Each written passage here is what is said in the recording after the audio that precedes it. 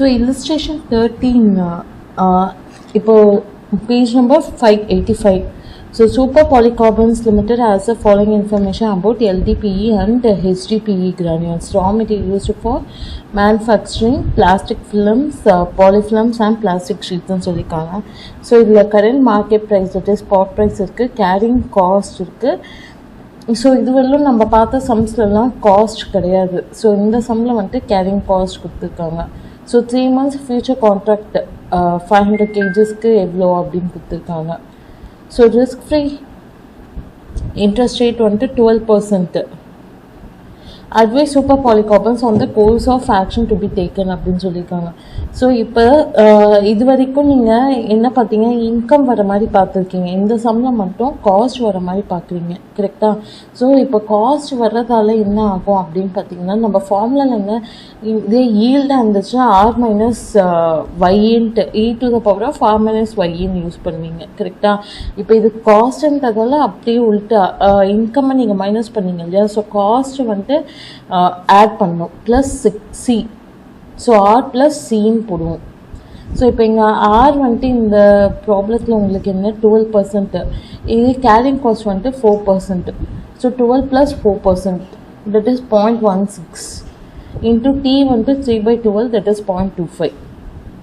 So என்னுடைய theoretical price வந்துட்டு இங்கே 75 rupees சொல்லியிருக்காங்க. So 75 into 6 to the power e⁻⁴ 0.04 வரும், தட் இஸ் 0.16 into 0.25.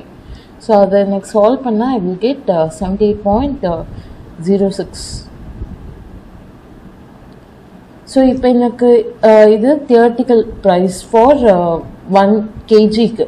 இப்போ இங்கே வந்துட்டு அவங்க கொடுத்துருக்கிறது பர் கேஜின்னு தான் சொல்லியிருக்காங்க.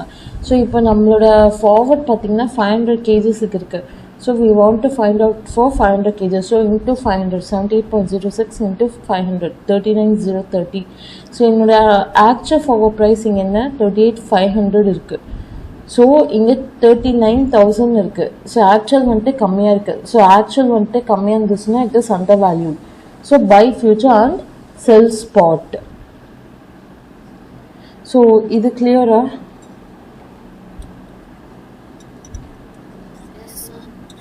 ஓகே, HDPE கிரானியூல்ஸ் பார்த்தீங்கன்னா இப்போ அதே இது கொஞ்சம் உள்ட்டா 100 rupees பர் குவிண்டால் அப்படின்னு சொல்லியிருக்காங்க. That is quintal in the sense 100 kgsக்கு.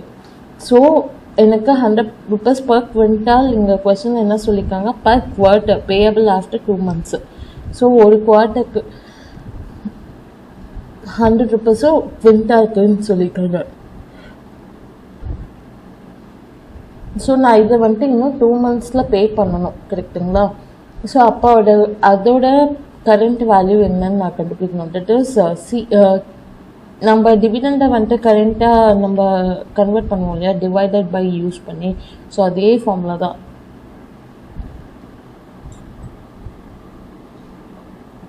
either you can use e⁻⁻ or divide use பண்ணிக்கலாம். ஸோ சிஎஃப் இன்ட்டு இது ஈக்குவல் டு கிடையாது, இது இன்ட்டு இது சேஞ்ச் பண்ணிக்கோங்க. So CF divide by e⁻⁻ use பண்ணலாம். அப்படி இல்லைனா சி இன்ட்டு e⁻⁻ யூஸ் பண்ணிக்கலாம். ஸோ 500 டிவைட் பை 500 எப்படி வந்துச்சு, எனக்கு 100 kgsக்கு 100 rupees, எனக்கு மொத்தம் 500 kgsக்கு தேவை, கரெக்டுங்களா? ஸோ அப்போ 100 into 500 divided by 100, that is 100 into 5, 500 divided by e⁻12% into இது 2 months, so 2 divided by 12.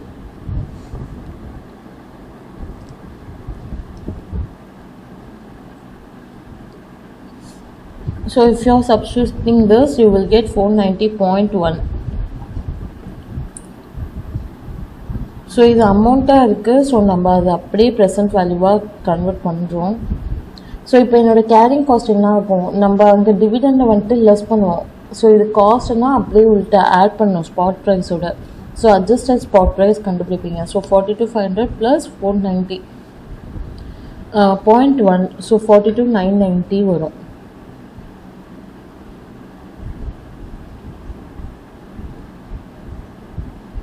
So இதுக்கு நம்ம தியரட்டிக்கல் ஃபார்வர்ட் ப்ரைஸ் கண்டுபிடிப்போம். So adjusted spot price into e to the power of RT. டீங்கிறது இங்கே 3/12 யூஸ் பண்ணோம். இப்போ ஞாபகம் வச்சுக்கோங்க. ஸோ அந்த மாதிரி நான் யூஸ் பண்ணேன்னா I will get 44,299. ஸோ இதோட AFP பார்த்தீங்கன்னா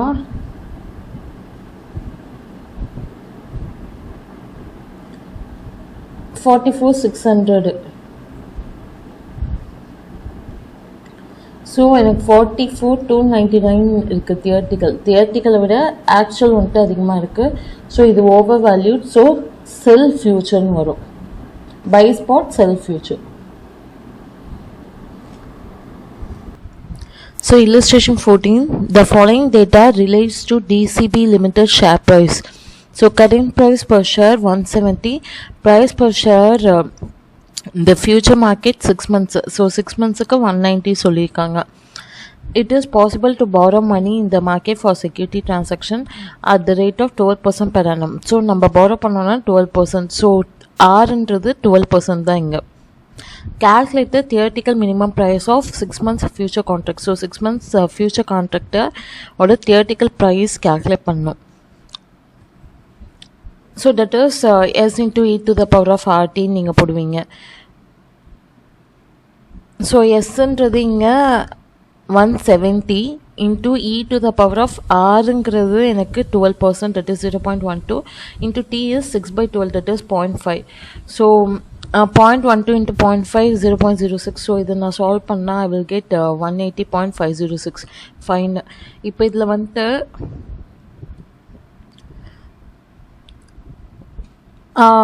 இதே எனக்கு வந்துட்டு ஃபியூச்சர் ப்ரைஸ் பார்த்தீங்கன்னா ஆக்சுவல் AFP பார்த்தீங்கன்னா 190. ஆனால் இங்கே எனக்கு 180.506 இருக்குது. ஓகேவா?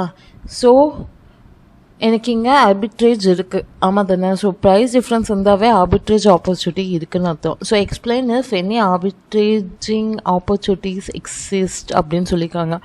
ஸோ ஏதாவது ஆப்பர்ச்சுனிட்டி இருக்கா அப்படின்னு கேட்டிருக்காங்க. Obviously S.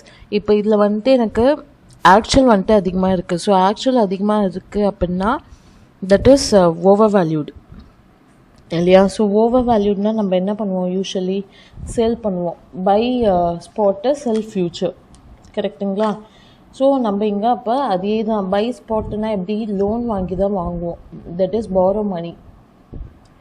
ஸோ ஃபஸ்ட்டு இங்கே வந்துட்டு நான் என்ன சொல்லியிருக்காங்க அப்படின்னா borrow money at 6%, that is 170க்கு 12%க்கு நான் வாங்குகிறேன். ஸோ அதே மாதிரி enter into future contract to sell share. So நான் ஃபியூச்சர் கான்ட்ராக்டை நான் ஷேரை செல் பண்ண போகிறேன் 6 months கழிச்சுன்ட்டு ஒரு கான்ட்ராக்டில் என்டர் பண்ணுறேன். ஸோ இப்போ அந்த 6 months முடிவில் என்ன ஆகும்? அந்த ஃபியூச்சர் கான்ட்ராக்ட்லேருந்து எனக்கு தட் இஸ் 190க்கு நான் என்டர் பண்ணுறேன். ஓகேங்களா? ஸோ சேம் நேற்று பார்த்தா அதே சம்ஸ் மாடல் தான். ஸோ 190க்கு எனக்கு 6 months கழிச்சு எனக்கு 190க்கு ரியலைஸ் ஆகும். எனக்கு வந்துட்டு இங்கே மணி borrow பண்ணுறது இருக்குல்ல 170. ஸோ அதை வந்துட்டு நான் ஃப்யூச்சர் வேல்யூக்கு 6 monthsக்கு கன்வெர்ட் பண்ணுறது C to the power of RT. அதை அப்படியேவும் யூஸ் பண்ணிக்கலாம். அப்படின்னா இங்கே நம்ம கண்டுபிடிச்சோம் இல்லையா, அதையும் நீங்கள் யூஸ் பண்ணிக்கலாம். 180.506. ஸோ இதுக்கு ரெண்டுத்துக்கும் இருக்க டிஃப்ரென்ஸு 9.494. இதில் எதாவது டிவிடெண்ட் அந்த மாதிரிலாம் இருந்ததுன்னா அட்ஜஸ்ட் பண்ணுவீங்க. ஸோ வாட் எவர் இந்த ப்ரைஸ்லேயே வந்துட்டு உங்களுக்கு அட்ஜஸ்ட் ப்ரைஸ் தான் வரும். ஸோ இந்த ப்ரைஸ் நீங்கள் எடுத்திங்கன்னா எதுவுமே இங்கே செப்ரேட்டாக காட்ட வேணாம். ஸோ நீங்கள் செப்ரேட்டாக காட்டுறீங்க அப்படின்னா இங்கே அகெயின் இந்த 170க்கு நீங்கள் அட்ஜஸ்ட் பண்ணி கேல்குலேட் பண்ணி இங்கே போடணும், அவ்வளோதான். ஸோ அதோட சம் வந்துட்டு உங்களுக்கு 9.494. ஸோ இவ்வளோ கெயின் எனக்கு கிடைக்கும் அப்படிங்கிறது தான் மீனிங். ஸோ 190க்கு நான் சேல் பண்ணுறேன். ஆனால் 170 வந்துட்டு நான் இன்ட்ரெஸ்ட்டோட 180க்கு தான் பே பண்ணுறேன். So 9 rupees is my gain. ஓகேவா? So page number 588, divergence of future price and spot price basis அப்படின்னு சொல்லியிருக்காங்க. ஸோ பேசிஸ் அப்படின்னா ஃபியூச்சர் ப்ரைஸ்க்கும் ஸ்பாட் ப்ரைஸ்க்கும் இருக்க டிஃப்ரென்ஸ் தான் பேசிஸ் அப்படின்னு சொல்லுவாங்க. So difference between the future price and spot price is known as basis. So அப்போ basis is equal to future price minus spot price, அதுதான் ஃபார்முலா. இப்போ நார்மல் மார்க்கெட்டில் எப்போவுமே என்னவா இருக்கும் உங்களுக்கு? பேசிஸ் வந்துட்டு பாசிட்டிவாக தான் இருக்கும். இதே இன்வெர்டர் மார்க்கெட்னா ரிவர்ஸாக இருக்கும், பேசிஸ் வந்துட்டு நெகட்டிவாக இருக்கும். தட் இஸ் ஃபியூச்சர் ப்ரைஸை விட ஸ்பாட் ப்ரைஸ் அதிகமாக இருக்கும். ஓகேங்களா? ஸோ நார்மல் மார்க்கெட்டில் ஆல்வேஸ் ஃபியூச்சர் ப்ரைஸ் அதிகமாக இருக்கும் ஸ்பாட் ப்ரைஸை விட. ஸோ பேசிஸ் வந்துட்டு உங்களுக்கு பாசிட்டிவாக இருக்கும். If it is inverter market இது அப்படியே ரிவர்ஸ் ஆகும். தட் மீன்ஸ் பேசிஸ் வந்துட்டு நெகட்டிவாக இருக்கும். ஸோ ஸ்பாட் ப்ரைஸ் அதிகமாக இருக்கும், ஃபியூச்சர் ப்ரைஸ் கம்மியாக இருக்கும். எப்போயுமே ஃப்யூச்சர் ப்ரைஸ் அதிகமாக இருக்க ரீசன் என்னென்னா அதில் உங்களோட கேரிங் காஸ்ட் இருக்கும். ஓகேவா? ஸோ இப்போ 6 months கழிச்சு எனக்கு எப்போயுமே அதிகமாக இருக்கும் அப்படின்னு தான் நான் எக்ஸ்பெக்ட் பண்ணுவேன். ஸோ தட் எனக்கு எல்லா காஸ்ட்டுமே கவர் ஆகும். So however as the delivery month approaches the basis declines until the spot and future price are approximately the same. So இதே டெலிவரி மந்த் வர வர எனக்கு பேசிஸ் வந்துட்டு அந்த டிஃப்ரென்ஸ் வந்துட்டு கம்மியாகிட்டே போகும். ஸோ உங்களுக்கு ஒரு ஸ்டேஜில் ஸ்பாட்டும் ஃபியூச்சரும் சேம் ஆகிடும். So this phenomenon is known as convergence. So இதை வந்துட்டு என்னன்னு சொல்லுவோம்? கன்வர்ஜென்ஸ் அப்படின்னு சொல்லுவோம். ஓகேங்களா? ஸோ இப்போ எப்போயுமே பேசிஸில் வந்துட்டு உங்களுக்கு ப்ரைமரி இது வந்துட்டு carrying cost of a commodity. If there're no carrying cost involve and if there're no uncertainty then the futures today would command a price equal to the expected spot price in the future அப்படின்னு சொல்லியிருக்காங்க. So இப்போ ஏன் இது basis வருது அப்படின்னாவே carrying cost of a commodity. So அதோட கமாடிட்டியோட carrying காஸ்டால் தான். இப்போ அது இல்லை ஜீரோ அப்படின்னு சொன்னோன்னா அந்த ஃப்யூச்சர் ப்ரைஸும் இப்போ இருக்க ஸ்பாட் ப்ரைஸோட ஃப்யூச்சர் ப்ரைஸ் நம்ம கன்வெர்ட் பண்ணுறோம்னு வச்சுக்கோங்க. தட் இஸ் இப்போ 60 rupees இருக்குது, அதை நான் ஃப்யூச்சருக்கு கன்வெர்ட் பண்ணுறேன் அப்படின்னா அதுவுமே சேமாக தான் இருக்கும். So, in conditions of certainty, the expected basis would be equal to 0 in a market where there are no carrying cost or other inefficiencies. So, carrying cost inefficiencies எதுவுமே இல்லைன்னா basis வந்துட்டு என்னவாக இருக்கும்? 0வாக இருக்கும். ஸோ இப்போ அன்சர்டென்ட்டி இருக்கிறதால தான் இங்கே டிஃப்ரென்ஸே வருது. கரெக்டுங்களா? ஸோ அப்போ வந்துட்டு இந்த 3 பாசிபிள் ஹைப்போதெசிஸ் இருக்குது. ஒன்று நார்மல் பேக்வர்டேஷன், இன்னொன்று கண்டென்ட் கோ, இன்னொன்று எக்ஸ்பெக்டேஷன் பிரின்சிபல். ஸோ இது 3 இருக்குது. ஸோ இதை வச்சு தான் நம்ம இந்த பேசிஸ் எக்ஸ்பிளைன் பண்ணவே முடியும், எப்படி இருக்கும்னு எக்ஸ்பெக்ட் பண்ண முடியும். ஸோ நார்மல் பேக்வர்டைசேஷன் அப்படின்னா the expected basis is negative as the future prices tends to a downward estimate of its spot price in the cash market at the contract's maturity date. So இதில் வந்துட்டு எனக்கு expected basis வந்துட்டு நெகட்டிவாக இருக்கும். So ஏன்னா இது future price வந்துட்டு எனக்கு டவுன்வுட்டில் போகும், தட் இஸ் கம்மியாகிட்டே போகும் அப்படின்ற கான்செப்டில் வந்துட்டு இது வந்துட்டு நார்மல் பேக்வர்டைசேஷன் அப்படின்ட்டு சொல்லியிருக்காங்க. தட் இஸ் பேசிஸ் வந்துட்டு நெகட்டிவில் இருக்கும். ஸோ இது யார் ப்ரப்போஸ் பண்ணாங்க அப்படின்னு பார்த்தீங்கன்னா ஜேஎம் கீன்ஸ் வந்துட்டு ப்ரப்போஸ் பண்ணியிருக்காங்க. Who argue that the future market is dominated by short hedges. So என்னென்னா ஷார்ட் ஏஜஸ் மூலமாக தான் ஃபியூச்சர்ஸ் மார்க்கெட் டாமினேட் ஆகுது. ஸோ அவங்க ஏன் இது பண்ணுவாங்க அப்படின்னா ரிஸ்க் அவாய்ட் பண்ணதான். ஸோ ஆட்டோமேட்டிக்காக என்னோடய கமாடிட்டி வந்துட்டு ப்ரைஸு கம்மியாகும், டிக்ரீஸ் ஆகும் அப்படின்றது. ஸோ இப்போ ஸ்பெக்குலேட்டர்ஸ் என்ன பண்ணுவாங்க? அவங்க ரிஸ்க் எடுக்கிறதே லாங் பொசிஷனில் தான் எடுப்பாங்க. So by taking a long position in the contract, therefore they are expected to write contracts. ரைட்டுனா செல்லு. ஓகேங்களா? இங்கே ரைட்டுங்கிறது இன்னொரு மீனிங் வந்துட்டு செல். So they are expected to write contracts below the expected spot price in order to get compensated for the risky they take.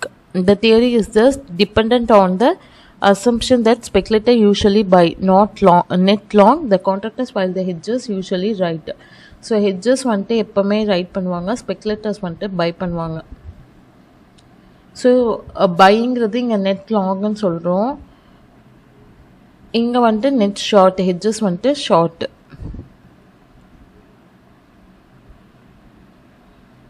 So இங்கே வந்துட்டு content கோன்றது அப்படியே கொஞ்சம் இதுக்கு இன்னொரு பாசிபிலிட்டி. இப்போ அங்கே ஹெட்ஜஸ் வந்துட்டு ரைட் பண்ணுவோம் அப்படின்னு சொல்கிறோம் இல்லையா? ஸோ ஹெட்ஜஸ் வந்துட்டு இங்கே பை பண்ணுவாங்க. ஸோ இங்கே ஸ்பெக்குலேட்டர்ஸ் வந்துட்டு செல் பண்ணுவாங்க, அது கண்டென்ட் கோ அப்படின்னு சொல்லுவாங்க.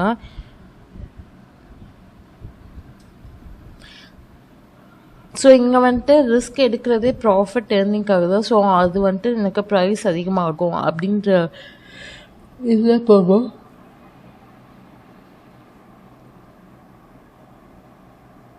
ஸோ நிறைய ப்ராஃபிட் வரும் அப்படின்ட்டு they bid up the prices of the commodity contract. So ப்ரைஸஸாக அதிகமாக தான் பிட் பண்ணுவாங்க. ஸோ இங்கே பேசிஸ் வந்துட்டு பாசிட்டிவாக இருக்கும். So it results in positive basis.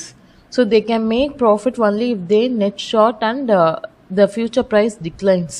So இப்போ அவங்க எப்படி இது பண்ணுவாங்க, ஷார்ட் பண்ணால் தான் அவங்க ப்ராஃபிட் மேக் பண்ணுவாங்க. With the price of a futures contract above the spot price initially and then declining over time. This phenomenon is termed as content go. So இப்போ வந்துட்டு ஃபஸ்ட்டு இனிஷியலாக வந்துட்டு ஸ்பாட் ப்ரைஸை விட ஃப்யூச்சர் கான்ட்ராக்ட் ப்ரைஸ் அதிகமாக இருக்கும். ஆனால் போக போக over time it will B decline. So இதை வந்துட்டு கண்டென்ட் கோ அப்படின்னு சொல்லுவாங்க.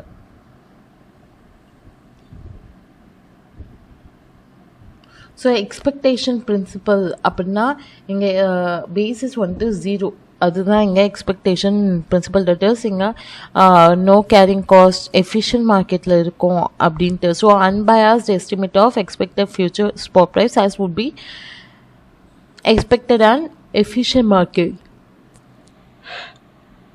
ஸோ இங்கே ஹெட்ஜஸ்க்கும் ஸ்பெக்குலேட்டர்ஸ்க்கும் ஸ்பேஸே கிடையாது. ஏன்னா 0 தான். எனக்கு ஃப்யூச்சர் மார்க்கெட்லேயும் எனக்கு டிஃப்ரென்ஸ் இருக்க போகிறதில்ல, ஸ்பாட்டுக்கும் ஃப்யூச்சருக்குமே டிஃப்ரென்ஸ் இல்லை அப்படின்றச்சு எனக்கு இங்கே ஹெட்ஜஸ்க்கும் ஸ்பெக்குலேட்டர்ஸ்க்கும் வந்துட்டு எந்த வேலையுமே கிடைக்காது. ஸோ எக்ஸ்பெக்டேஷன் பிரின்சிபலில் they don't have any space. There is no room for any excess return for either the hedges or the speculators. So return எதுவுமே ஹெட்ஜஸ்க்கும் ஸ்பெக்குலேட்டர்ஸ்க்குமே வராது because of basis is 0. So hedging அப்படின்னா என்னன்னு பார்த்தீங்கன்னா, இப்போ நான் ஒரு கமாடிட்டி வச்சுருக்கேன், ஒரு ஷேர் வச்சுருக்கேன்னா 100 rupees வாங்கிட்டேன் அப்படின்னா அதுலேருந்து ரிஸ்க் வராமல் அந்த 100 rupees நான் எப்படி ப்ரொடெக்ட் பண்ணுவேன் அப்படிங்கிறது தான் ஹெட்ஜிங். ஓகேவா? ஸோ அது வந்துட்டு எப்படி நம்ம ப்ரொடெக்ட் பண்ணலாம். இப்போ நான் ஷேர்ஸாக வாங்கியிருக்கேன்னா I can protect through futures. So futures மூலமாக நான் ப்ரொடெக்ட் பண்ணலாம்.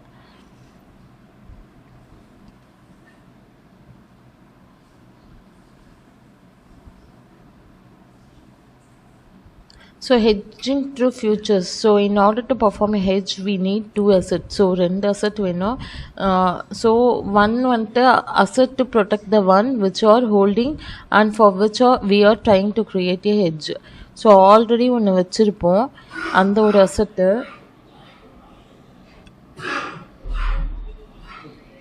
இன்னொன்று வாங்கி நம்ம ப்ரொடெக்ட் பண்ண பார்ப்போம், ஹெட்ஜ் பண்ண பார்ப்போம். ஸோ 2 asset இருக்குது. ஸோ இதில் என்ன பிஹேவியர் டிசைட் பண்ணுது அப்படின்னு பார்த்தீங்கன்னா, asset chosen to hedge the existing asset can be positively correlated with the existing asset or it can be negatively correlated. So பாசிட்டிவாகவும் இருக்கலாம், நெகட்டிவ் கோரிலேஷனாகவும் இருக்கலாம். ஸோ இதில் வந்துட்டு நான் பாசிட்டிவ் கோரிலேஷனாக சூஸ் பண்ணேன்னா then we sell the asset else we buy that asset.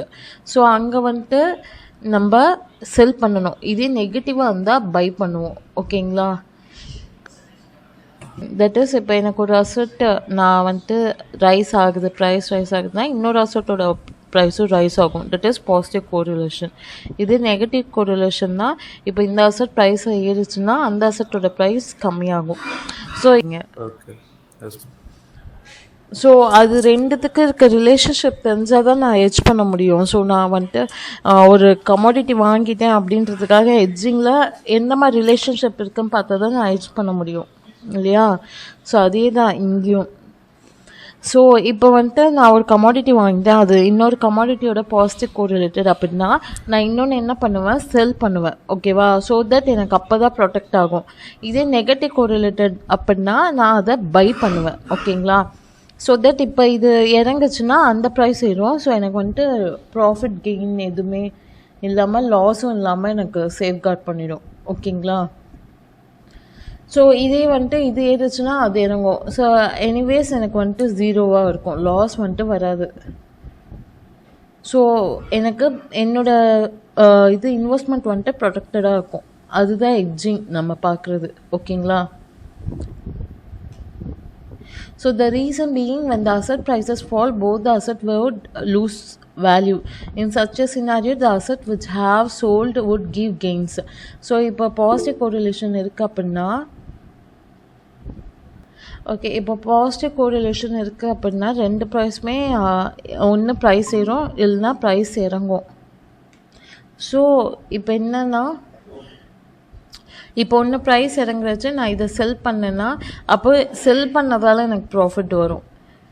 ஓகேங்களா? So on the same lines, when asset prices rise, the asset used for hedging would lose value. So நான் இதே price ஏறிச்சுன்னா நான் hedge பண்ண asset வந்துட்டு கம்மியாகும். So that எனக்கு sale பண்ணுறச்சே again எனக்கு வந்துட்டு ப்ராஃபிட் வரும். So again it would offset the gains of the existing asset. So அந்த எக்ஸிஸ்டிங் அசட்டில் இருக்க கெயினை வந்துட்டு இதை வந்துட்டு காம்பன்சேட் பண்ணிடும்.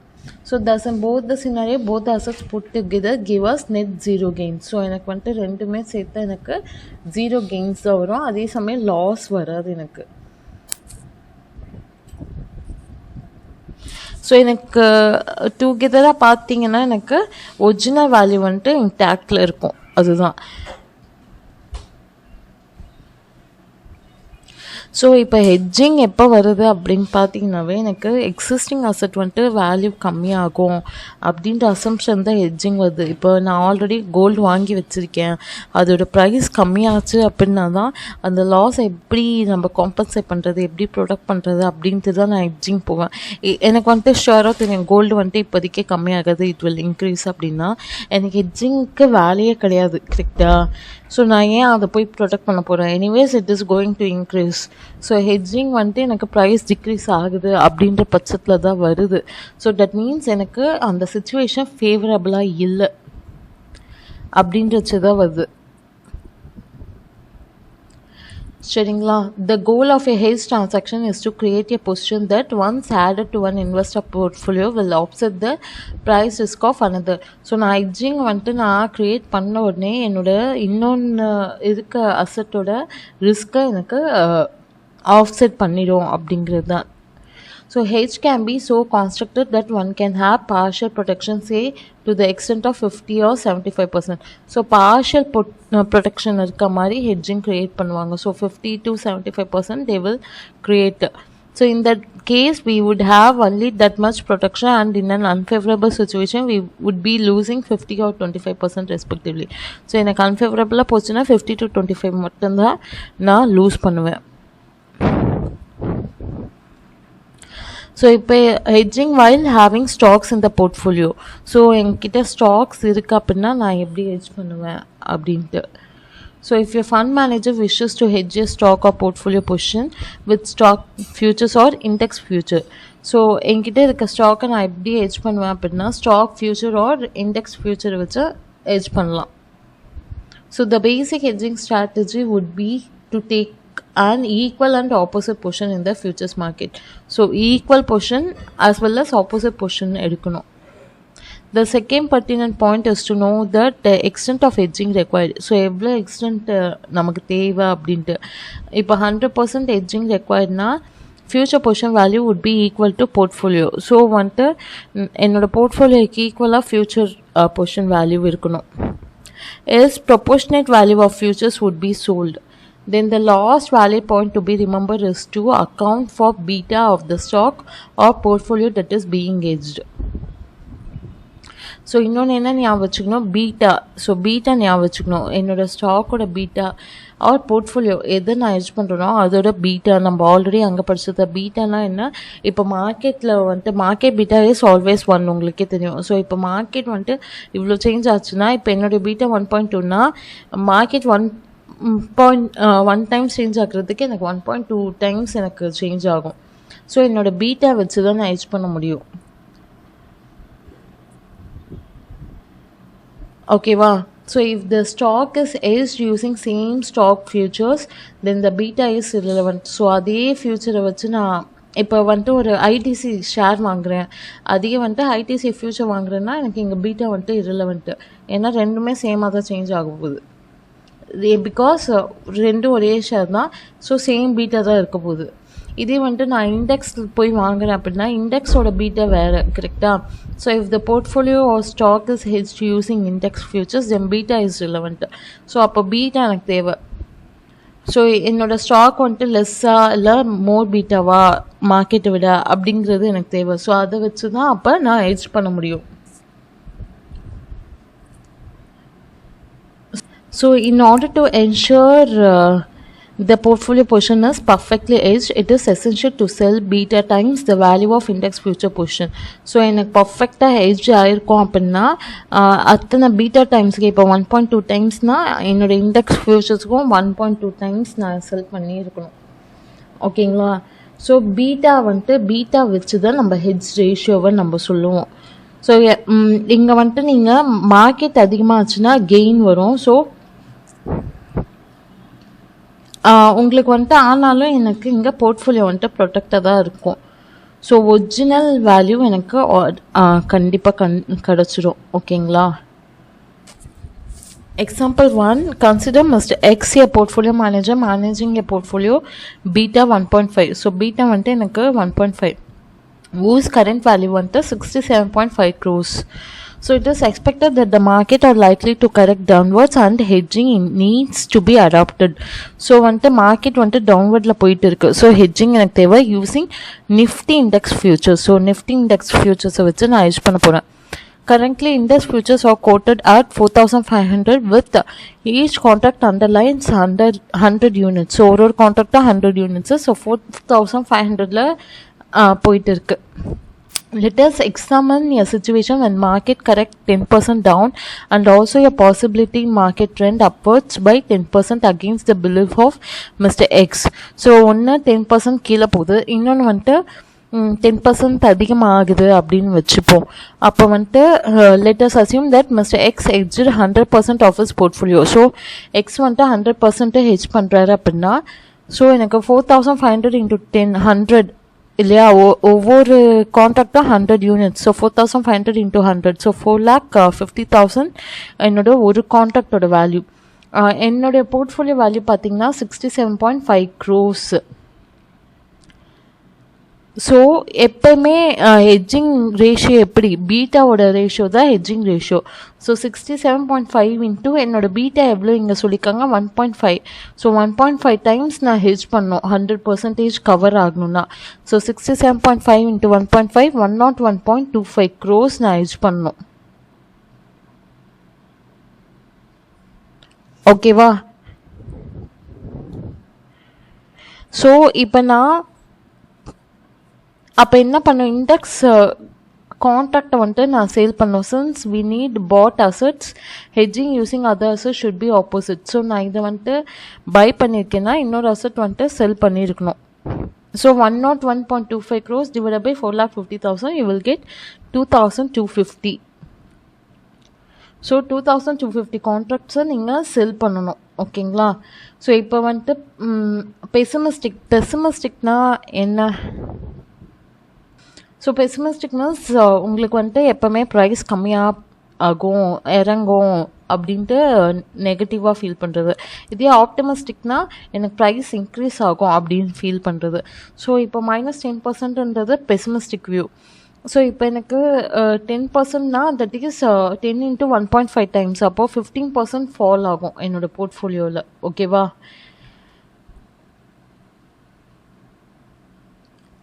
இது புரியுதுங்களா உங்களுக்கு? So 10 into 1.5 times, so 15% fall ஆகும். இதே எனக்கு 10% இன்க்ரீஸ் அப்படின்னு சொன்னேன்னா தட் இஸ் 10 into 1.5 எனக்கு 15% அகெயின் எனக்கு இன்க்ரீஸ் ஆகும். ஸோ இப்போ என்னோடய வேல்யூ எவ்வளோ 67.5. ஸோ அதில் 15%.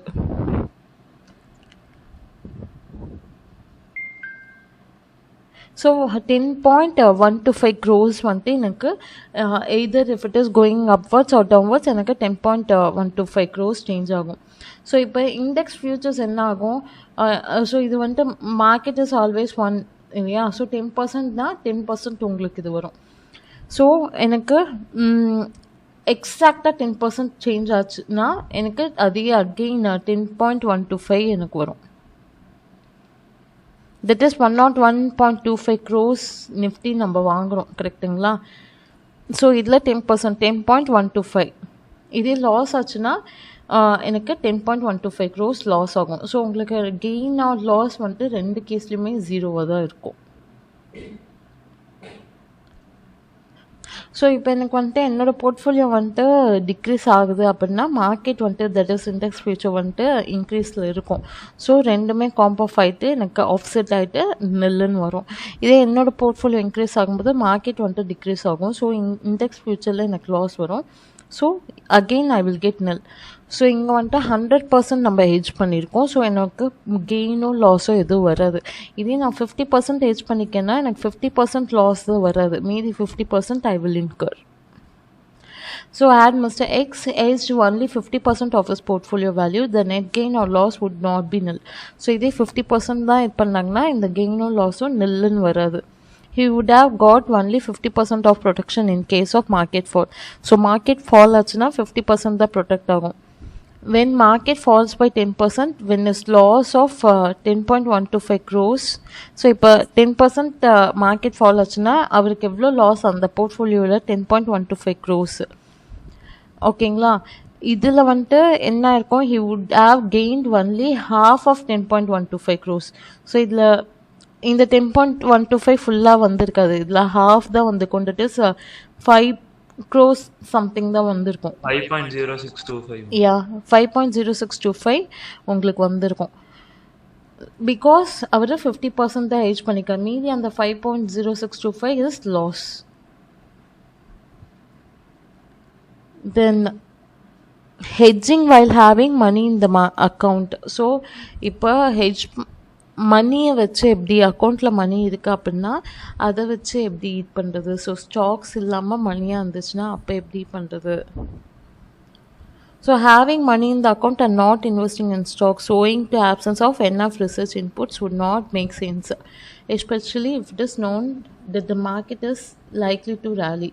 So இப்போ கையில் மணி தான் இருக்குது, எனக்கு adequate knowledge இல்லை அப்படின்னா உங்களுக்கு மார்க்கெட் வந்துட்டு ரேலி ஆகும்போது தட் இஸ் ப்ரைஸ் இன்க்ரீஸ் ஆகும்போது உங்களுக்கு எந்த ப்ராஃபிட்டுமே வராது. ஸோ அந்த மாதிரி கேசஸில் we can buy index futures. ஓகேவா? ஸோ இண்டெக்ஸ் ஃபியூச்சர்ஸை we can buy and participate in the rally and liquidate the future position once the rally is over or stocks are ready to be purchased. So இப்போ நான் index ஃபியூச்சர்ஸை purchase பண்ணிவிட்டு அந்த time tenure முடிகிறச்சு, இப்போ அந்த rally முடியும் போது we can liquidate it.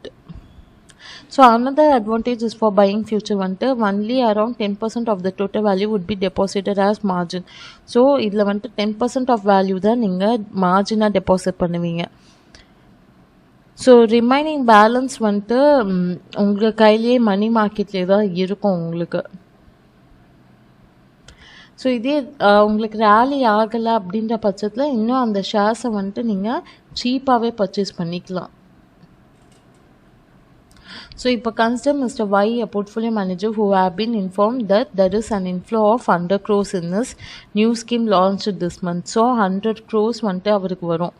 So while his research department is busy in preparation of final list of stocks that can be bought as part of his portfolio, it is learned that further 1 month would pass before the final stock list is provided to Mr. Y. So இன்னும் final ஸ்டாக்கே decide பண்ணலாம், இன்னும் 1 month ஆகிடும் அப்படின்னு சொல்லியிருக்காங்க. So அப்போ என்ன பண்ணுவாங்க, Y வந்துட்டு இப்போ ரேலி ஆகுது இன்னொரு 1 monthல ஆகிடும் அப்படின்னா அந்த கேஷை வந்துட்டு அப்படியே வந்துட்டு அவர் எங்கே money market instruments for 1 month is not going to help. So அது வந்துட்டு money market instrument that is bonds அதெல்லாம் பெருசாக ஹெல்ப்பே பண்ணாது. கரெக்டாக? ஸோ ஏன்னா மார்க்கெட் ரிட்டர்னை விட அது உங்களுக்கு கம்மியாக இருக்கும். ஸோ அவர் என்ன பண்ணுவார், mister Y can do is to buy index future. So index ஃபியூச்சரை பை பண்ணலாம் and ride the rally and sell off at the end of month. So index future buy பண்ணாலும் இப்போ ப்ரைஸ் இன்க்ரீஸ் ஆக ஃபியூச்சரோட ப்ரைஸும் increase ஆக போகுது.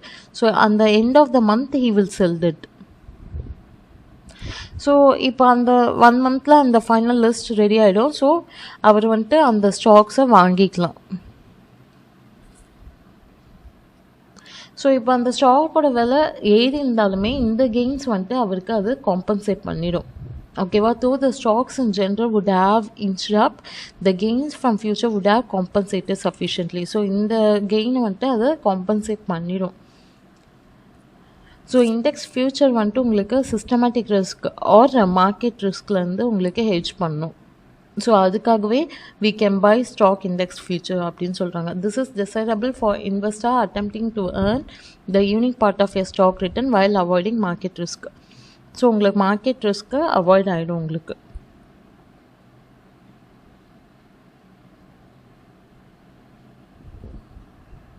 So இதே வந்துட்டு ஸ்பெக்குலேட்டர்ஸ் வந்துட்டு பை பண்ணுவாங்க, buy or sell futures, because அவங்க வந்துட்டு அந்த ப்ரைஸ் ஃப்ளக்சுவேஷன்லாம் அவங்களுக்கு ரிட்டர்ன் வரும், ப்ராஃபிட் வரும் அப்படின்ட்டு.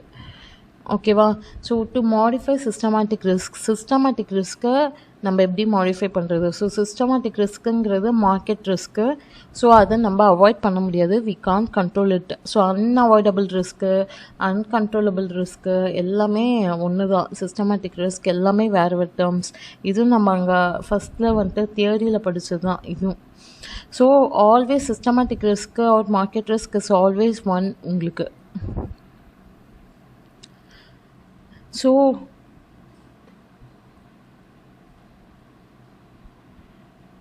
என்னோடய போர்ட்ஃபோலியோவில் இருக்க ரிஸ்க்கு நான் வந்துட்டு சேஞ்ச் பண்ணலாம்.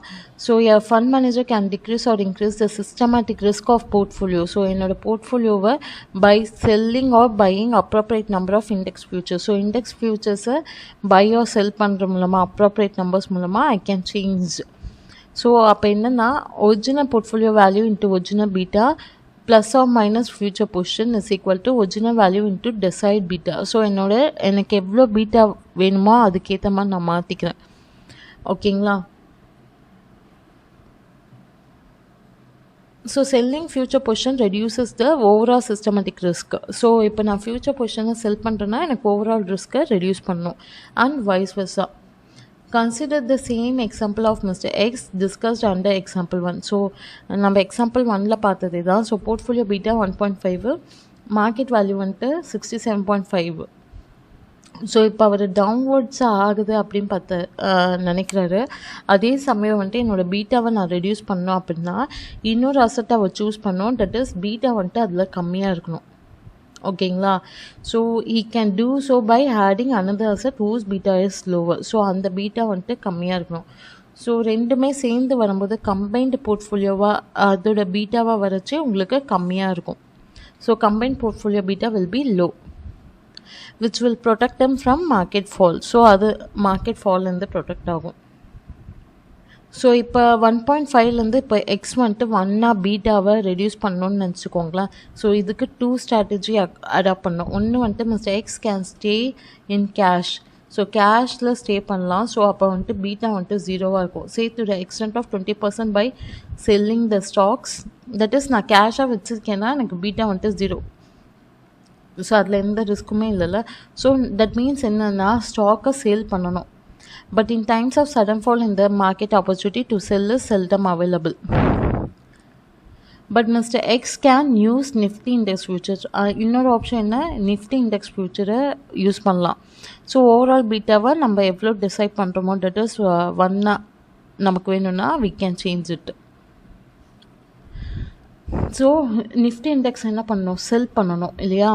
ஸோ இந்த ஃபார்முலா தான் இப்போ original portfolio value 67.5, original beta 1.5. இங்கே ஃபியூச்சர் பொசிஷன் என்னன்னு தெரியாது, நான் அதை தான் கேல்குலேட் பண்ண போகிறேன். ஸோ மைனஸ் ஏ இங்கே மைனஸ் பண்ணுறோன்னா we are selling. So minus equal to original portfolio value வந்துட்டு எவ்வளோ, அகெயின் 67.5 இன்ட்டு டிசைட் வந்துட்டு எனக்கு 1. ஸோ இதை நம்ம சால்வ் பண்ணோன்னா X is equal to 33.75 crores வரும். ஸோ எனக்கு வந்துட்டு நான் 33.75 crores ஒர்த்துக்கு இண்டெக்ஸ் ஃபியூச்சரை I want to sell. So that means எனக்கு ஆல்ரெடி 4,50,000 வந்துட்டு 1 கான்ட்ராக்டாக. ஸோ 33.75 crores டிவைட் பை 4,50,000, அப்போ 750 கான்ட்ராக்ட்ஸ் எனக்கு வரும். ஓகேவா? So I want to sell 750 contracts.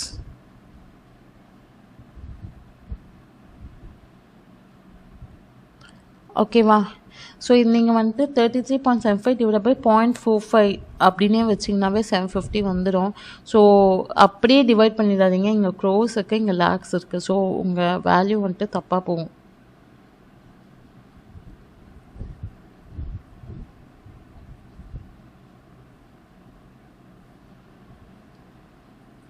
So 33.75 divided by 0.045 use பண்ணிங்கன்னா you will get 750 contracts. So அப்போ இங்கே என்ன ஆகும், உங்களுக்கு பீட்டா வந்துட்டு ஒன் டைமாக கரெக்டாக இருக்குமா. இப்போ என்னுடைய ஃபால் வந்துட்டு 10% டிக்ரீஸ் ஆச்சுன்னா ஐ வில் லூஸ் 10.125. இங்கே வந்துட்டு 10% தான் gain, that is 33.75 crores 10%, 3.375 crores வந்துட்டு எனக்கு கெயின் ஆகும். அப்போ மொத்த லாஸ் பார்த்தீங்கன்னா 6.75 crores. So optimistic, so 10% increase ஆச்சுன்னா எனக்கு மொத்தமாக 6.75 crores எனக்கு இன்க்ரீஸ் ஆகிருக்கும்.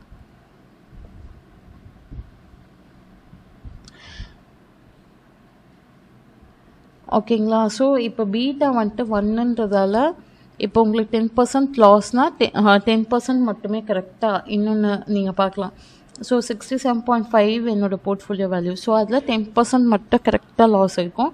கெயின்னா அதே 10% வந்திருக்கும், பிகாஸ் பீட்டா இஸ் 1.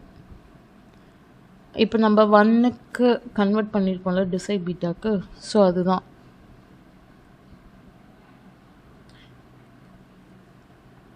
ஸோ நம்ம 1.5ன்றது ஹையர் பீட்டா, ஸோ அதை நம்ம 1க்கு சேஞ்ச் பண்ணியிருக்கோம். ஸோ டிசைட் பீட்டா வச்சு நம்ம சேஞ்ச் பண்ணியிருக்கோம். So page number 591, illustration 15.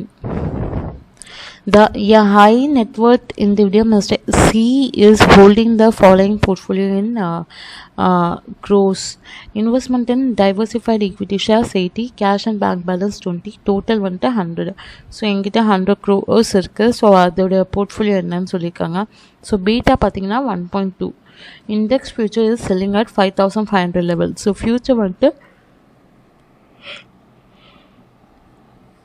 5500 sell ஆகிட்டு இருக்கு. So mister C wants to reduce the beta of the portfolio for he believes that the market would go down from the current level. So current லெவல்லேருந்து market கம்மியாகும்னு நம்புறாரு. So பீட்டாவை reduce பண்ணோம்.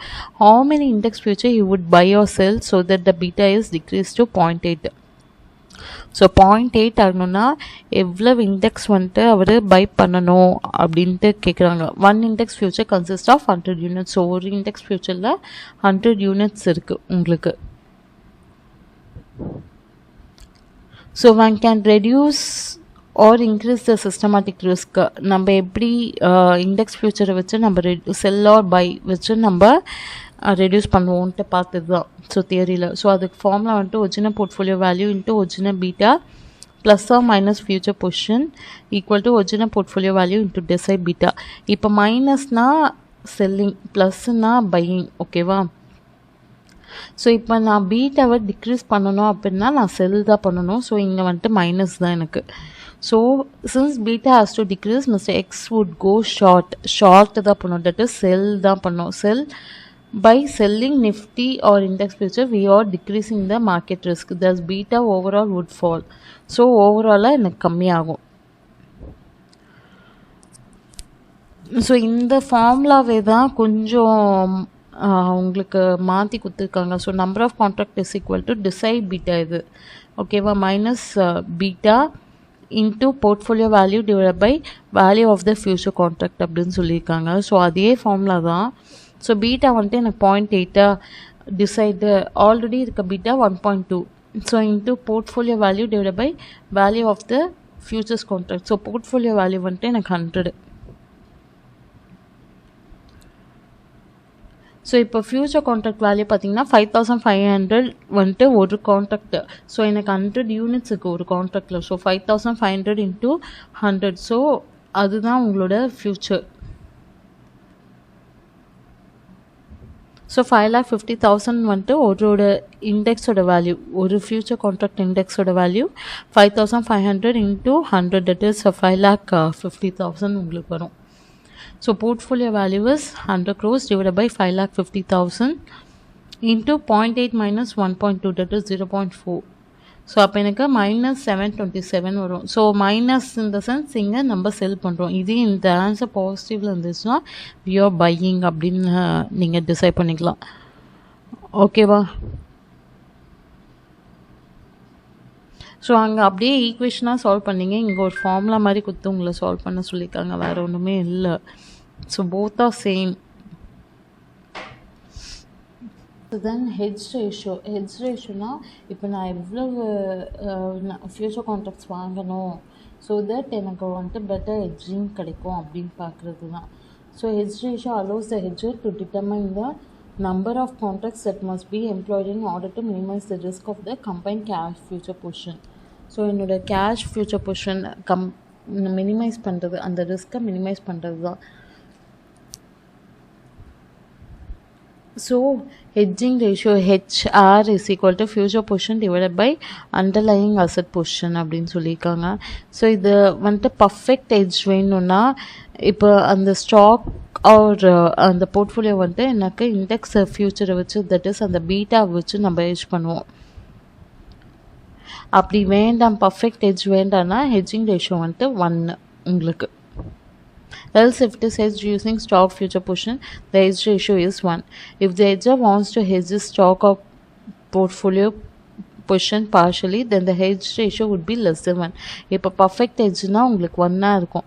இதே அப்படி இல்லை அப்படின்னா உங்களுக்கு 1 விட கம்மியாக இருக்கும். So on the other hand, if his future hedge position is more than that of his current position, we say that the hedge ratio is more than 1. So என்னோடய ஃப்யூச்சர் பொசிஷன் வந்துட்டு அதிகமாக இது பண்ணியிருக்கேன் அப்படின்னா எனக்கு 1 விட அதிகமாக போகும். ஸோ இங்கே பீட்டாங்கிறது ஸ்டாண்டர்ட் டிவியேஷன் தான். So standard deviation of SM divide by உங்களுக்கு வேரியேஷன் ஆஃப் மார்க்கெட். ஓகேவா? ஸோ இதுவும் ஆல்ரெடி நம்ம அங்கே பார்த்ததே தான் உங்களுக்கு. ஸோ இங்கே எஃப்ங்கிறது அந்த ஃபியூச்சர்ஸை டினோட் பண்ணுறது. ஸோ இப்போ மார்க்கெட்டை பதிலாக ஜஸ்ட் ஃபியூச்சர்ஸ்ன்னு நம்ம சேஞ்ச் பண்ணியிருக்கோம் அந்த ஃபார்முலாவில். So beta is equal to standard deviation of SF divide by variance of F, that is standard deviation square of S, that is futures உங்களுக்கு. ஸோ இந்த ஃபார்முலாவே இன்னும் நான் ஆல்டர் பண்ணுறேன்னா கோரிலேஷன் நம்ம பார்த்தோம் இல்லையா? So correlation of SF into standard deviation of S into standard deviation of futures divided by standard deviation of F. So in the formula we simplify பண்ணி again correlation of SF into standard deviation of S divided by standard deviation of F. So இங்க S இங்க F. So அந்த situation வச்சு hedging ratio 1 இருக்கும். ஒன்று perfectly ஹெட்ஜிங்னா hedging ratio 1. So எனக்கு இதே பர்ஃபெக்டாக ஹெட்ஜ் பண்ணல, பார்ஷலில் தான் நான் ஹெட்ஜ் பண்ணுறேன்னா லெஸ் தென் 1 இருக்கும். ஸோ அதிகமாக என்னோடய போர்ட்ஃபோலியோ விட அதிகமாக ஹெட்ஜ் பண்ணுறேன்னா it will be more then 1.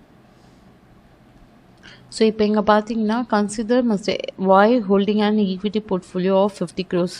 So portfolio beta 1.2. He has decided to hedge his portfolio using Nifty index futures. So Nifty index future வச்சு ஸோ இப்போ ஃபியூச்சர்ஸ் சோல்டு வந்துட்டு 60 crores-ன்னு வச்சுக்கோங்க. இப்போ எனக்கு பீட்டா வந்துட்டு 1.2.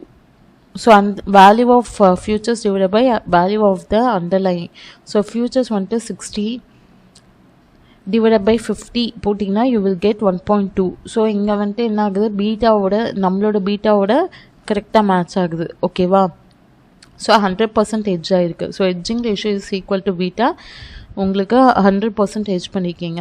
இப்போ நெக்ஸ்ட்டு வந்துட்டு 30 crores-க்கு தான் நம்ம ஃபியூச்சர்ஸ் வாங்குறோம்னா 30 divided by 50. ஸோ 0.6. ஸோ இங்கே வந்துட்டு 0.6னா 1.2ல் half, that is 50%. 0.6 divided by 1.2 போட்டுக்கலாம். ஸோ 50% தான் இங்கே ஹெட்ஜ் ஆகிருக்கு. So hedging ratio is not equal to beta. இதே 120 crores-னா ஸோ 120 divided by 50. ஸோ 2.4 எனக்கு இங்கே பீட்டா வருது. So 2.4 divided by 1.2. ஸோ 200% நீங்கள் ஹெட்ஜ் பண்ணியிருக்கீங்க இங்கே. ஸோ நெக்ஸ்ட்டு வந்துட்டு க்ராஸ் ஹெட்ஜுனா இப்போ வந்துட்டு ஹெட்ஜிங் பொசிஷன் வந்துட்டு stock in the cash market by taking an opposite position in future market. So ஃப்யூச்சரில் டிஃப்ரெண்ட் ஸ்டாக்கில் இப்போ ஃப்யூச்சர் மார்க்கெட் நான் வாங்குறேன் இல்லையா, அது டிஃப்ரெண்ட் இண்டெக்ஸ் தான் வாங்குவேன். ஓகேங்களா? சே ஃபார் எக்ஸாம்பிள் இப்போ நான் பேங்க் ஸ்டாக் வச்சுருக்கேன்னா இண்டெக்ஸ் வந்துட்டு பேங்க் இது வாங்காமல் IT இது வாங்குவேன். ஸோ அந்த மாதிரி வாங்குறச்சு டிஃப்ரெண்ட்டாக ஆகுது இல்லையா, அது க்ராஸ் ஹெட்ஜ். ஓகேங்களா? ஸோ ஆப்போசிட் பொசிஷன் நான் எடுக்கிறேன். ஸோ என்னுடைய போர்ட்ஃபோலியோ வந்துட்டு வேறு செக்டராக இருக்கும், அது வந்துட்டு வேறு செக்டராக இருக்கும் இண்டெக்ஸு. ஸோ அது cross hedge. So cross hedge concept applies when the stock is to hedge does not have a futures market. இது எப்போ வரும்னா என்னோட ஸ்டாக் வந்துட்டு ஃபியூச்சர்ஸ் மார்க்கெட்டில் இல்லை அப்படின்ற பட்சத்தில் இது cross hedge வரும். ஸோ இங்கே வந்துட்டு என்னோடய கமாடிட்டியோட ஸ்பாட் ப்ரைஸும் என்னோடய ஃப்யூச்சர் ப்ரைஸும் வந்துட்டு உங்களுக்கு ரிலேட்டிவே இருக்காது. ஓகேவா? So spot price of the commodity and the future price do not converge because the commodity for futures and commodity in the stock market are not the same. So ரெண்டுமே same இல்லை. So இதில் ரிலேஷன்ஷிப்பே இருக்காது உங்களுக்கு.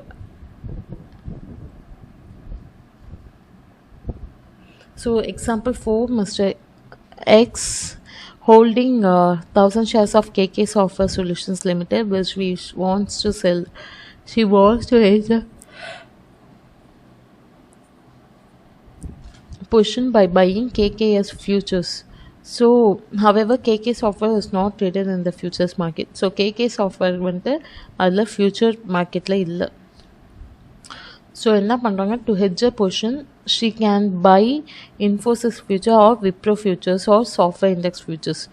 So இப்போ அவங்க என்ன பண்ணுவாங்க, இன்ஃபோசிஸ் இதே ரிலேட்டடாக சாஃப்ட்வேர் ரிலேட்டடாக வேறு எதாவது கூட வாங்கிக்கலாம்.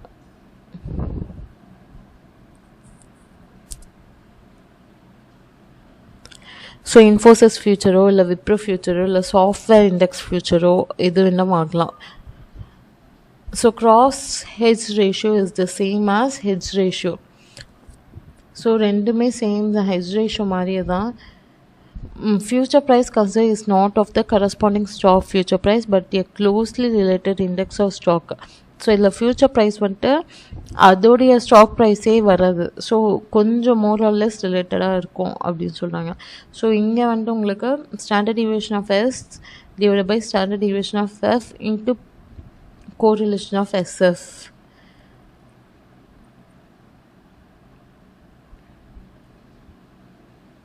இப்போ number of future contract same, அங்கே நம்ம ஆல்ரெடி பார்த்தது hedging ratio into units of spot position requiring hedge divide by number of units underlying one future contract.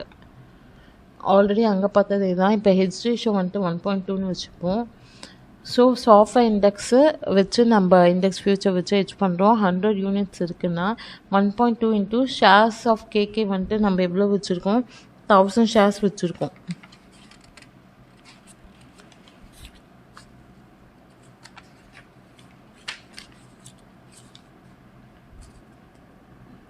So 1000 shares வச்சுருக்கோம் டிவைட் பை இப்போ இண்டெக்ஸ் வந்துட்டு 100. ஸோ 1.2 இன்ட்டு 1000 டிவைட் பை 100 அப்போ எனக்கு 12 contracts வரும்.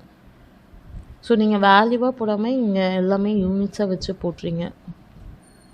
So choice of appropriate cross hedge future. In case of alternatives in the future market in a cross hedge situation, the appropriate future contract should be chosen. So ஓரளவு அப்ரோப்ரியேட்டாக choose பண்ணுறோம் based on the extent of correlation between the asset price movements and the underlying asset future price movement. So higher the correlation better the so correlation அதிகமாக இருக்கிறத வச்சு நீங்கள் choose பண்ணலாம். So again perfect ஏஜ்னால் 100% cover ஆகும், imperfect ஏஜ்னால் 100% cover ஆகாது. So கம்ப்ளீட்டாக hedge பண்ணலைன்னு அர்த்தம். So அதே தான் இங்கே இப்போ என்ன பார்த்தோமோ அதே தான் இங்கே கொடுத்துருக்காங்க. ஸோ ஹெட்ஜிங் யூஸிங் ஃபியூச்சர்ஸ்னால் இப்போ ஸ்டாக் வேல்யூ ஒன்று வேணும், பீட்டா ஒன்று வேணும். So stock using stock future if 100% hedge இருக்கும். 100% ஹெட்ஜ்னால் நான் அந்த எஸ்ஸுக்கு ஈக்குவலான ஃபியூச்சரை செல் பண்ணணும். இதே பார்ஷியல் ஹெட்ஜ்னால் நான் எவ்வளோ ஹெட்ஜ் பர்சன்டேஜ் 50%னால் 50% அந்த வேல்யூவுக்கு நான் ஃபியூச்சரை செல் பண்ணணும். இதே நான் இண்டெக்ஸ் ஃபியூச்சர்னால் 100% ஹெட்ஜ்னால் beta into S. So beta use பண்ணி நான் செல் பண்ணுறேன். ஸோ அதே ஃபியூச்சர் செல் பண்ணுறச்சே எனக்கு பீட்டா தேவையில்லை. என்னோடய ஸ்டாக்கு அதோட இப்போ எக்ஸுன்ற ஸ்டாக் நான் வச்சுருக்கேன் அப்படின்னா எக்ஸோட ஃபியூச்சர்னா எனக்கு அதுக்கு பீட்டா தேவை கிடையாது. இப்போ இண்டெக்ஸ் வரச்சே இது டிஃப்ரெண்ட். ஸோ எனக்கு பீட்டா தேவை. So beta into S. This is for 100% hedging. இதே 50%னா பீட்டா இன்ட்டு எஸ் இன்ட்டு அந்த 50%. ஸோ அவ்வளோக்கு ஃபியூச்சர் செல் பண்ணுறேன். இங்கேயும் செல்லிங் தான்.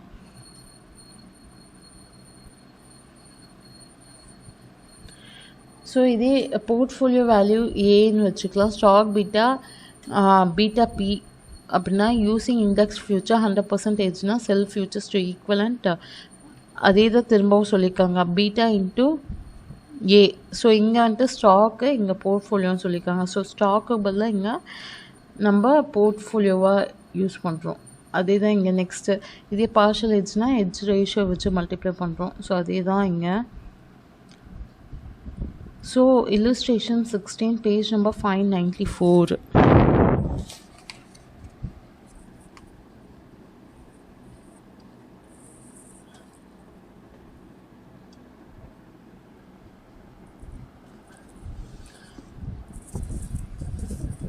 Given the following information, BS index 50,000, value of portfolio 1 crore 1 lakh, risk-free interest rate 9%, dividend yield 6%, beta of portfolio 2. We assume that the future contract on the BS index with 4 months maturity is used to hedge. So BS index வச்சு நீங்கள் இது பண்ணுறீங்க 4 months contract. So to hedge the value of portfolio over next 3 months. So 3 monthsக்கு வந்துட்டு நீங்கள் அதை use பண்ணிக்கலாம் hedge பண்ண. So one future contract is for delivery of 50 times the index. So ஒரு ஃபியூச்சர் கான்ட்ராக்ட் வந்துட்டு 50 units, ஓகேவா, 50 times the index அப்படின்னு சொல்லியிருக்காங்க. based on the information calculate price of future contract. So future கான்ட்ராக்டோட price என்ன? the gain on short futures portion if index turns out to be 45,000 in 3 months. So இப்போ வந்துட்டு future கான்ட்ராக்டோட price நான் கண்டுபிடிக்கணும். So நம்ம அங்கே யூஸ் பண்ண அதே ஃபார்மில் தான் S into e to the power of RT அதே தான் யூஸ் பண்ணுவோம். ஸோ எஸ் வந்துட்டு 50,000.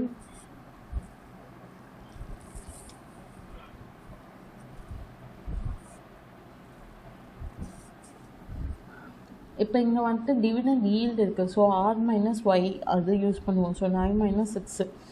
ஸோ 3% இன்ட்டு நான் இப்போ இங்கே எத்தனை மாதத்துக்கு யூஸ் பண்ணோம்? 4 months என்னுடைய இது கரெக்டாக. அந்த ஃபியூச்சர் கான்ட்ராக்ட் டென்யூர் வந்துட்டு 4 months. So 4/12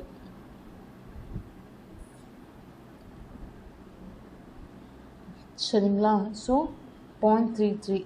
so 50,000 into e to the power 0.03 into 0.33 போட்டிங்கன்னா 5505 வரும்.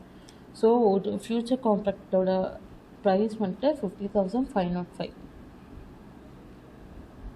இப்போ என்னோடய போர்ட்ஃபோலியோ வந்துட்டு 1,01,000. ஸோ இப்போ இது வந்துட்டு 5,500. ஸோ இது அப்ராக்சிமேட்டாக எடுத்துக்காங்க 5505 நியர்பை ஹண்ட்ரட்ஸ்க்கு. ஸோ 5,500 கன்வெர்ட் பண்ணியிருக்காங்க.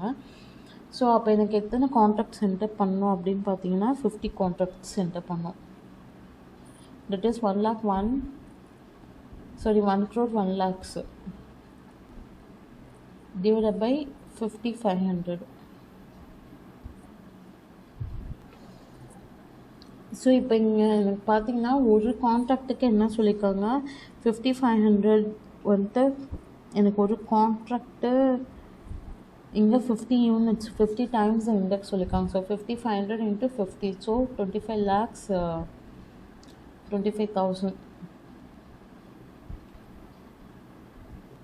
ஸோ உங்களுக்கு 25,25,000 வருது. தட் இஸ் 1,01,000 டிவைட் பை 25,25,000 போட்டிங்கன்னா உங்களுக்கு 4 வரும். கரெக்டுங்களா? வருதா 4?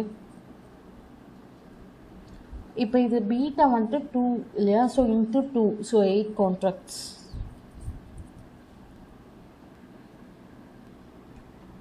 சரி, என்னோட போர்ட்ஃபோலியோ வேல்யூ வந்துட்டு 1 crore 1 lakh.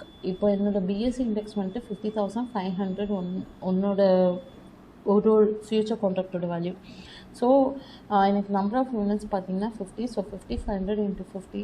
ஸோ 25,25,000 வரும். So 1 crore 1 lakh divide by 25,25,000 என்னோட பீட்டாவால் நான் மல்டிப்ளை பண்ணணும். ஸோ தட் அப்போ தான் எனக்கு பர்ஃபெக்ட் எட்ஜ் வரும். So into 2.